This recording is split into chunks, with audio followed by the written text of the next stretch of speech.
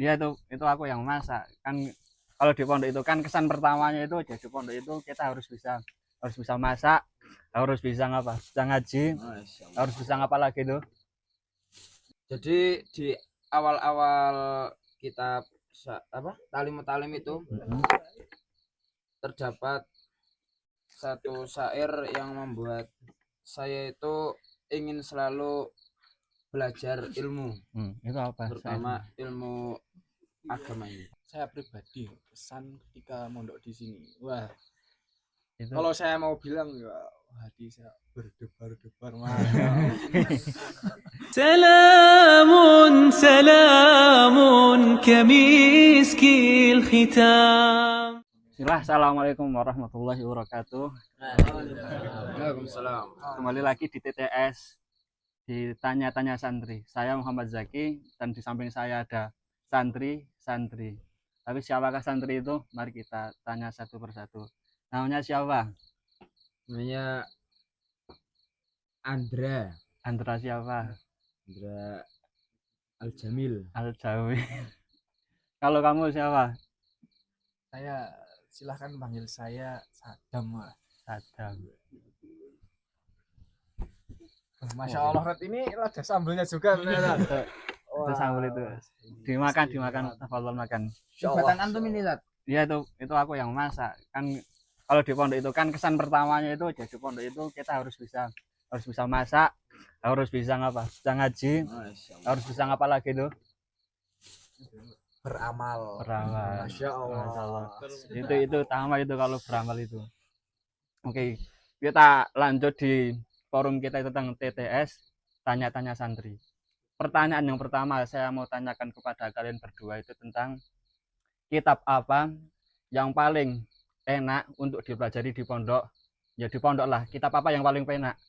Coba kita mau dengarkan dulu dari Sadam. Ayo Dam, kamu jawab. Langsung ini, Dad. Kitab yang paling enak ya, Dad. Ya. Menurut saya semua kitab tuh bagus. Kalau Iya. masalah enak tuh tergantung proposisi kita dalam apa itu namanya? Menganggap keenakan itu kitabnya. Tapi kalau menurut saya rekomend banget nih ya buat santri-santri apalagi yang baru masuk pondok nih, baca Taklimul Muta'alim Thoriqut Ta'alum. Jos tuh tadi. Jos. Itu berarti kitab yang udah menjadi dasar buat dasar para santri itu kitab yang paling utama dibaca itu berarti kitab Taklim Muta'alim. Mantap itu tadi. Karyanya siapa itu? Karyanya Syekh Burhanuddin Az-Zarnuji. Coba. Coba. Masya Allah. Sebutkan satu makalah. Antum udah baca Taklim Muta'alim belum? Sudah. Sudah. Coba antum sebutkan satu makalah apa yang ada di dalam kitab Taklim Muta'alim.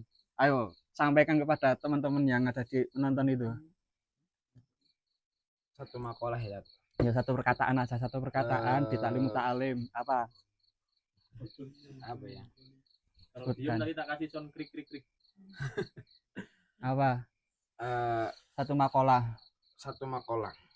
Jadi di awal-awal kitab Talim itu terdapat satu syair yang membuat saya itu ingin selalu belajar ilmu, itu apa? terutama ilmu agama ini. Apa? Dia makan Ta'allam fa innal ilma zainun li ahlihi wa fadlun wa unwanun li kulli mahamidi. Artinya belajarlah fa innal ilma zainun li ahlihi. Karena ilmu itu menjadi hiasan bagi pemiliknya.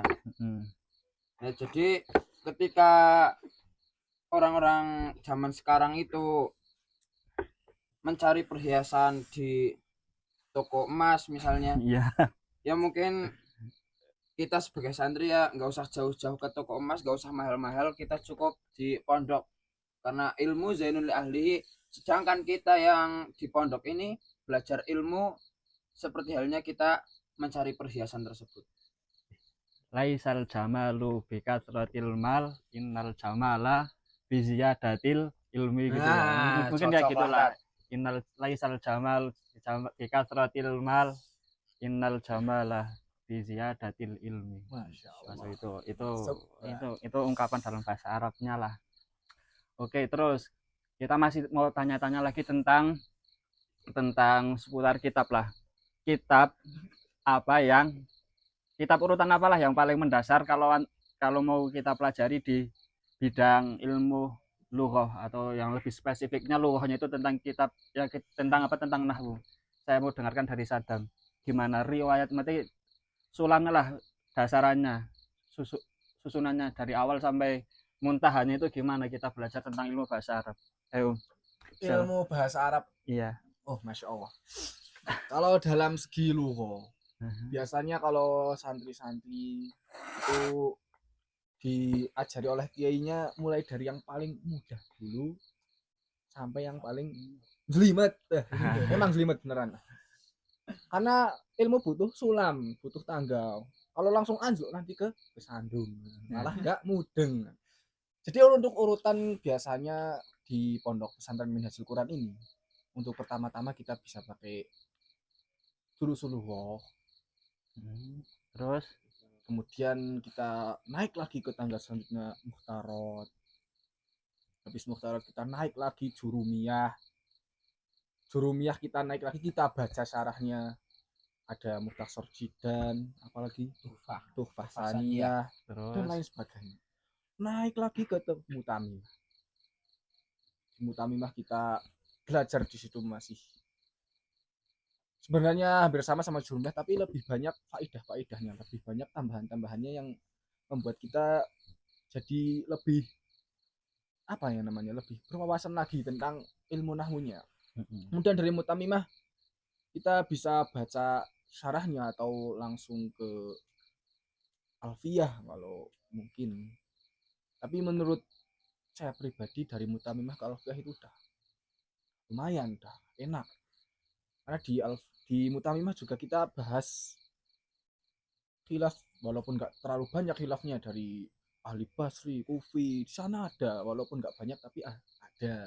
Dan nanti di Alfiyah kita lanjutkan dengan khilaf-khilaf yang lebih dalam lagi. Misalnya untuk ada kenapa marfu itu udah ada. Kenapa marfu lebih mansub, udah tahu kan, udah belajar nanti. Itu aja mungkin. Oh, itu berarti buat sulamnya. Terus kalau versinya kamu, kapan waktu yang cocok ketika kita itu mau baca jurumiyah? Kapan waktu pas cocok itu nanti itu ya kapan itu loh? Kalau kamu belum paham ini berarti kamu harus baca jurumiyah aja. Itu kapan ketika itu? Waktu ketika maksudnya waktu yang cocok buat belajar jurumiyah. Ya, masa apa gitu loh? Ketika kita sudah mengetahui dasar-dasar bahasa Arab, maksudnya kita mempelajari kitab paling dasar dari nol sebelum kita bisa bahasa Arab, seperti tadi durusul lughah.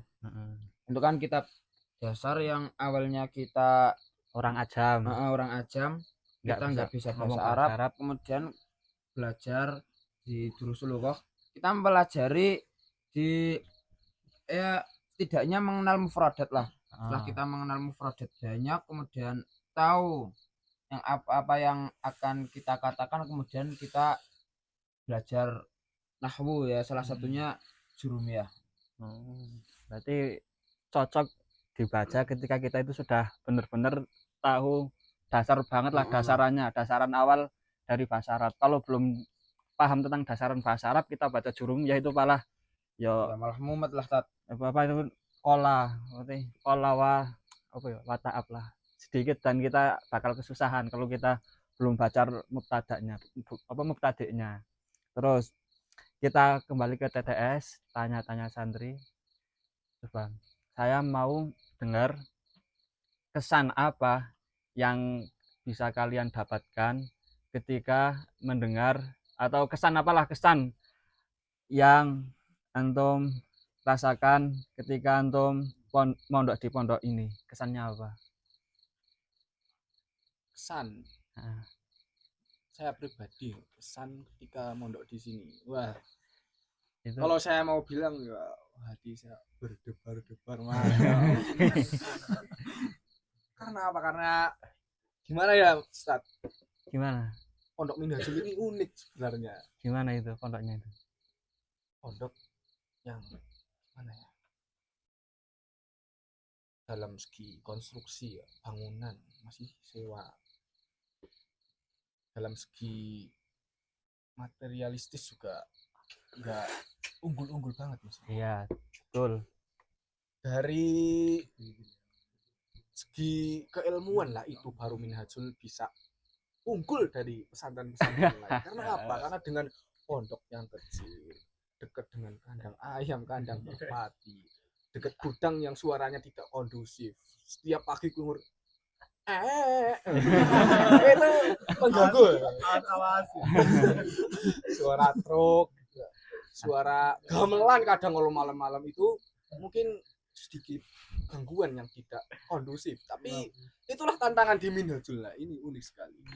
Tapi dengan gangguan yang tidak kondusif itu, yang mengganggu di pagi hari, siang hari, sore hari, malam hari, kita di Minhajul punya tokoh yang sangat luar biasa dalam segi keilmuan, dalam segi keikhlasan dalam mengajar. Karena kunci santri sukses salah satunya dengan keikhlasan gurunya, dengan ridho gurunya. Kalau gurunya nggak ridho, Iya. ilmu santri itu nggak bakal bermanfaat, nggak bakal berkah. Nah, ini plusnya Minhajul. Minhajul punya Ustadz Hilmi, Ustadz Handika Hasbi. Beliau berdua ini masya Allah ikhlasnya dalam membimbing santri, sabar, tekun, telaten. Walaupun santrinya nakal-nakal, Ustadz Muhammad apalagi saking baiknya sama santri. Mas Andra melanggar, dibilangin jangan langgar. Amal ma'rufnya nahi ma'ruf nahi mungkarnya dapet. Wawas apa dalam segi spiritual santri dengan ustadz juga dapat segi kekeluargaan. Karena apa ya? Karena manzilah santri dengan ustadznya itu kamanzilatil walid wa waladuhu. Seperti kedudukan ayah dan anaknya. Nah, itu yang didapatkan ya, yang didapatkan di pondok sini berarti ya. Oh, kalau itu, yang didapat oh, banyak banget. Wah, banyak ya. Dalam segi pengalaman, wah banyak. Keilmuan, masya Allah. Tergantung orang sih kalau keilmuan. Ini. Males ya, nggak dapet ya. Pak kamu Bro, kamu kenapa bisa mondok di Minhajul Quran itu? Kenapa kamu? Alasannya itu apa toh? Alasan utama kamu mondok di sini itu apa alasannya? Padahal banyak loh. Jumlah pondok-pondok di Indonesia kan banyak, tapi kok kenapa Minhajul Quran yang jadi sasaran utama nyantem itu kenapa? Kenapa ya? Ya mungkin dulu belum terlalu niat untuk mondok. Maksudnya seperti dikatakan tadi di kitab Ta'limut Ta'lim, niat belajar kan salah satunya ibtigha ridallah, mencari ridho Allah. Ya seingat saya dulu ya karena pengen mondok yang agak jauh dari rumah. Dulu kan SMP-nya deket lah, Batur. di Batur. Terus niatnya SMA-nya pengen di Batur, di luar Batur gitu tah. Apa Ya, pengen awalnya ya seperti konten sebelumnya ya, tadi disebutkan Mas Ihsan. Ternyata sepondok ada kendala tadi seperti kekurangan mualim.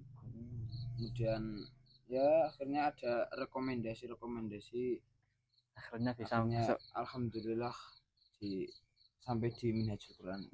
Itu bukan satu kebetulan, tapi itu memang dah menjadi rencana ya dari sang pembuat rencana terbaik itu Allah SWT. Terus kenapa kalau kamu kenapa bisa mondok di sini tuh? Kenapa kamu bisa mondok? Sebenarnya simple sih. Gimana? Kalau kenapa bisa mondok di sini ya? Wah, kalau saya jawab enaknya saya bilang takdir Ustaz. Enggak bisa itu ya. Tapi gimana tapi apa? Tapi jangan seperti itu dong kan ya. Jadi kenapa saya bisa mondok di Minhajul Quran ini? Pertama, karena saya daftar. Ya, betul. Kedua, Oredangi. Karena apa ya? Karena memang Saya sebenarnya dulu mau bingung mau mondok di mana ini. Bingung saya. Mau di SMA luar enak sekali ya. Tapi saya orangnya kayak gini ya kan. Terlalu alim. Terlalu Tapi saya soleh. nggak mampu membentengi diri saya sendiri kalau saya di luar kan. Oh, Mas. Saya tanya sama bapak saya di mana nih? Dicariin sama abi saya pondok-pondok. Awalnya mau di Magelang, di Temboro, Madiun, mau di Lirboyo, jauh semua kan. Kalau jauh-jauh nak, aku gak bisa jenguk nanti kan. Ya wis Pak, Wonosobo ini. Akhirnya ketemulah pondok Min Hajul Quran ini. Saya dari tangga, dari relasi-relasi abi saya sampai kenal sama Ustadz Handika, kemudian daftar masuk sini. Alhamdulillah sebenarnya bisa masuk sini ya. Alhamdulillah banget nih. Alhamdulillah Mas. Wah. Kalau saya sampai masuk di sekolah umum, wah bahaya nanti malah kan. Untung dapat petunjuk dari Allah Subhanahu wa taala bisa masuk pondok sini, belajar sama teman-teman, ngaji bareng, belajar adab, berbakti sama guru. Tuh. Oh. Terus kalau boleh tahu, sebenarnya itu kegiatan apa yang paling kalian suka itu di pondok itu, kegiatan paling apa sih? Yang kalian tunggu-tunggu di pondok itu kegiatan apa? Coba anak mau dengarkan dari kamu dulu Ndra. Apa kegiatan apa yang paling kamu suka, tunggu-tunggu dan paling kamu suka itu apa kalau di pondok itu? Kalau saya ya, Oh, ini rilaja, nggak usah kamu buat alim-alim gitu, tapi memang dari nurani hati anu sendiri apa? tentu saja ya pengeluaran. Waktu keluaran berarti. Tapi kan sampai kita itu bisa keluarin itu kan ada rintangan, ada target, ada kamu harus ini, harus ini, memang ada tugas-tugas yang harus diselesaikan dulu, berarti biar kita bisa keluaran itu berarti momennya itu ya harus itu dulu. Target kan seperti apa yang sudah berjalan beberapa tahun yang lalu, ada program pengeluaran 1 hari ya. Itu khusus yang mencapai target, nanti jadi sebulan targetin, kalau nyampe target lulus yang sehari itu. Atau enggak lulus cuman setengah hari.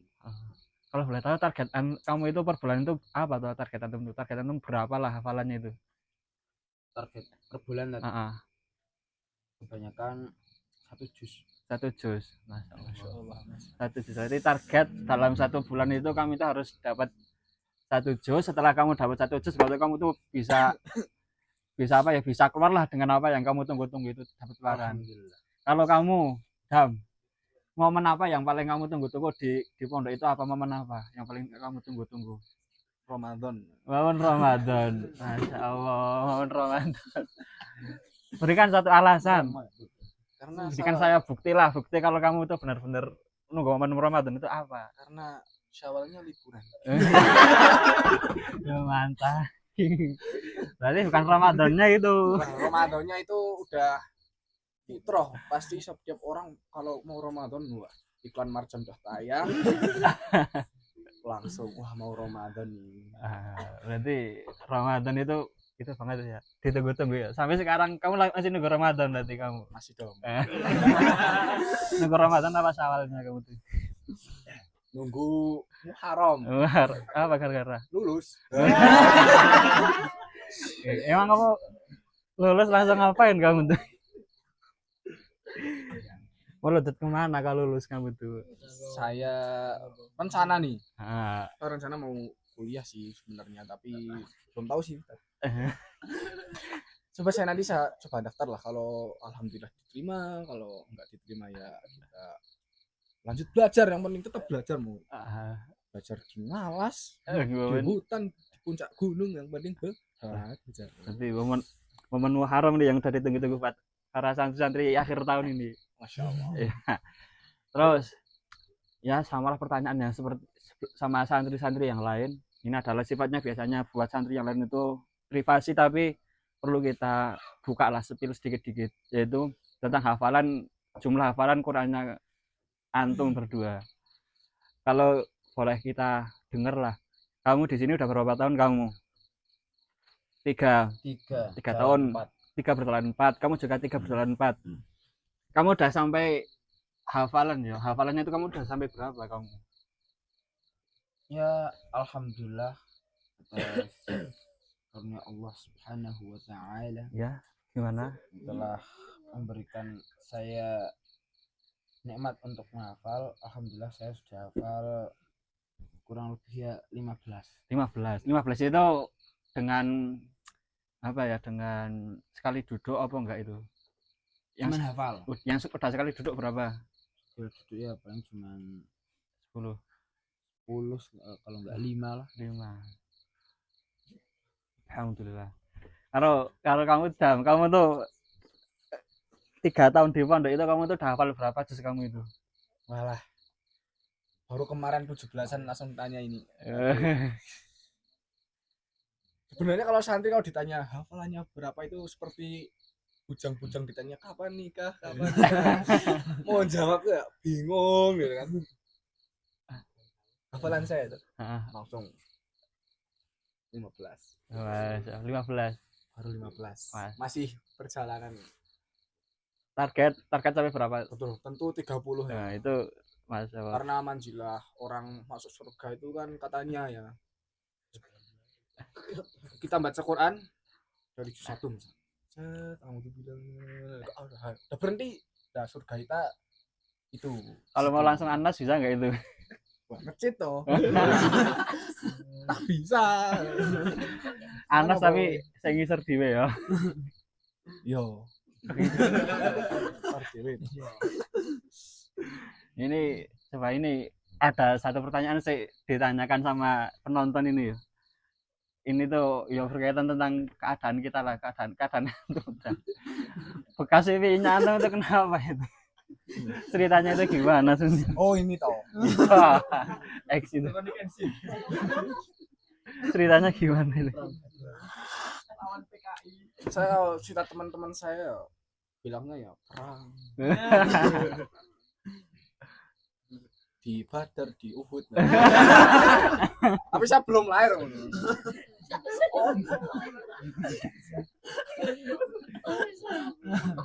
Jadi gini lah, itu masa lalu sih. Saya dulu nakal banget. Nakal banget dulu. Preman malah. Oh, preman. Sing Pentolan pondok. pentolan. Dulu pentolan pondok. Jadi kalau ada santri yang cupu terus macam-macam, pak. Dulu nakal banget. Tunduk sama kamu berarti. Itulah intinya. Nah, terus saya iseng-iseng lah sama teman-teman saya. Oh, kalau dulu kan zaman-zaman tato keren. Ikut lah. Malah gleder itu kan kesalahan. Cepet kok pipi kan. Wah. Diomelin saya sama orang tua. Tuh ngapain mau jadi preman kamu? Saya bilang, minta maaf. Nyesel salah sasaran, maunya di tangan malah ke pipi. Alhamdulillah. Sama dimakan dulu tuh, makan. Masya Allah, makasih. Ini Makan dulu. istimewa banget sambelnya. Ini dari mana, Ustaz? Nah, aku yang buat itu. Itu sambal lotes itu. Masya Allah.